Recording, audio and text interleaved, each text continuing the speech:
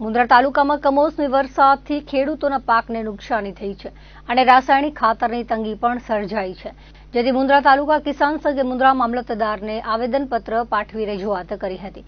ભારતીય કિસાન સંઘ મુન્દ્રા તાલુકાના પ્રમુખ મનજી પટેલે રજૂઆત સાથે જણાવ્યું હતું કે પાછોતરા વરસાદથી ખેડૂતો પાયમાલ થઈ ગયા છે અને યોગ્ય રીતે સર્વે કરી વળતર આપવા માંગ કરી હતી। મુન્દ્રા તાલુકામાં વરસાદથી કપાસ, મગફળી, મગ, દાડમ સહિતના વિવિધ તૈયાર થયેલા પાકોમાં નુકસાન થયું છે અને ખેડૂતોની હાલત કફોડી બની છે। વિવિધ પાકોનો સર્વે કરી ખેડૂતોને યોગ્ય વળતર આપવામાં આવે તેવી માંગ કરાઈ હતી। કિસાન સંઘના રામ સેડાએ જણાવ્યું હતું કે 3 વર્ષ પહેલા ગેલડા ભુજ પર વાડી વિસ્તારમાં એક ખેડૂતના વીજ વાયર ટીસીની ચોરી થયા બાદ હજી સુધી કોઈ નિવેડો આવ્યો નથી। રમેશ આહિરે જણાવ્યું હતું કે કિસાનોની સંખ્યા વધી ગઈ છે, તેની સામે વહીવટી સ્ટાફની સંખ્યા ઓછી હોવાથી સર્વે થતું નથી, કિસાનોનું યોગ્ય વળતર મળતું નથી, તેમજ હાલ તાલુકામાં રાસાયણિક ખાતર, ડીએપી અને યુરિયા ખાતરની તંગી છે અને શિયાળુ પાકને માત્ર 20 દિવસ બાકી છે, ત્યારે ખાતર વગર કિસાનો શું કરશે તેવા સવાલો કર્યા હતા। રજૂઆત કરતી વેળાએ કિસાન સંઘના રામ સેડા, અરજણ સાખરા, હરિમાકાણી ગ્રામ સમિતિના પ્રમુખો અને ખેડૂતો બહોળી સંખ્યામાં ઉપસ્થિત રહ્યા હતા।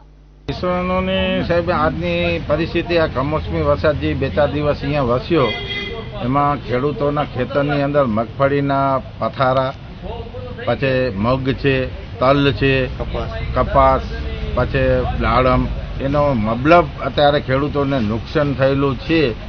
પ્લસ તો કે જે ટેકાના ભાવે મગફળી જે ખરીદવાની છે સરકાર, એ લાભ પંચમના કહે છે, એટલે લાભ પંચમ પછી જો ખેડૂતો એના અગાઉ અત્યારે ખેડૂતોનો માલ તૈયાર છે, એ અત્યારે ખેતરમાંથી બધો માલ બહારે આવે વરસાદના કારણે અને ખેડૂતો માલ મબલબ વેચે છે અને ટેકાના ભાવ કરતાં 800 થી 900 રૂપિયા ઓછામાં ખેડૂતોની લૂંટ ચાલે છે।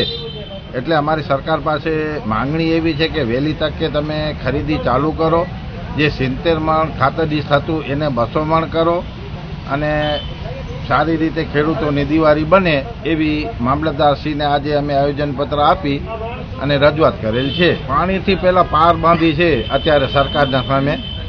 અત્યારે દિવાળી ચાલુ થશે એટલે રાયડા, ઘઉં, અન્ય શિયાળુ શાકભાજીઓ બધા ચાલુ થશે વાવેતર। એમાં અગાઉ ડીએપી ને યુરિયા ખેડૂતોને ટાઈમ ટુ ટાઈમ મળે એવી અમે રજૂઆત કરી છે કે ભાઈ હર કોઈ દીપાની અંદર જ્યાં ખેડૂત જાય, ભલે તમારી જે પોઝિશન હોય 4 ગુણી 5 ગુણી ખાતર દીઠ આપો, પણ આપો, જ્યારે ખેડૂત જાય ત્યારે એમને મળવી જોઈએ। હાલના હમણાં સમયમાં જે 27થી 3 તારીખ સુધી કમોસમી વરસાદ પડ્યો એની લીધે પાકને નુકસાન થયેલ છે। કપાસ, મગફળી, મગ, તલ, દાડમ, અન્ય પાકોને નુકસાન થયેલ છે। એ બદલ અમે મામલતદારશ્રીને રજૂઆત આવેદનપત્ર આપ્યું છે અને હમણાં હાલના સિઝનમાં 20 દિવસ કમીને જે શિયાળુ પાક આવે છે તો મુન્દ્રા તાલુકામાં સતત રાસાયણિક ખાતરની અછત રહી છે, તો એને વહેલી તકે સરકાર અમારું સાંભળે અને વહેલી તકે જથ્થો મુન્દ્રા તાલુકામાં કરાવે એવી વિનંતીથી આવ્યા છીએ। અને અમુક આ બે જે ખેડૂ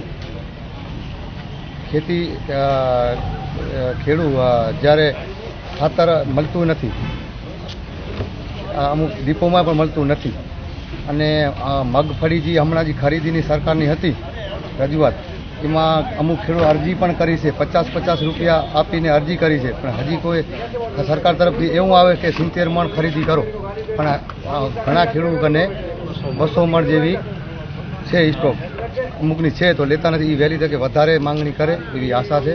રાસાયણિક ખાતર ટાઈમ પર નહીં મળે ને તો અત્યારે જે આપણે ઘઉંનું બધું વાવેતર, રાયડો છે, ઘઉં છે, મકાઈ છે, બધું જે વાવેતર કરવાના છે ને એ પાયાનું ખાતર ડીએપી છે। જો પાયાનું ખાતર નહીં મળે તો પછી ખેડૂત કેવી રીતે આનું કરશે વાવેતર?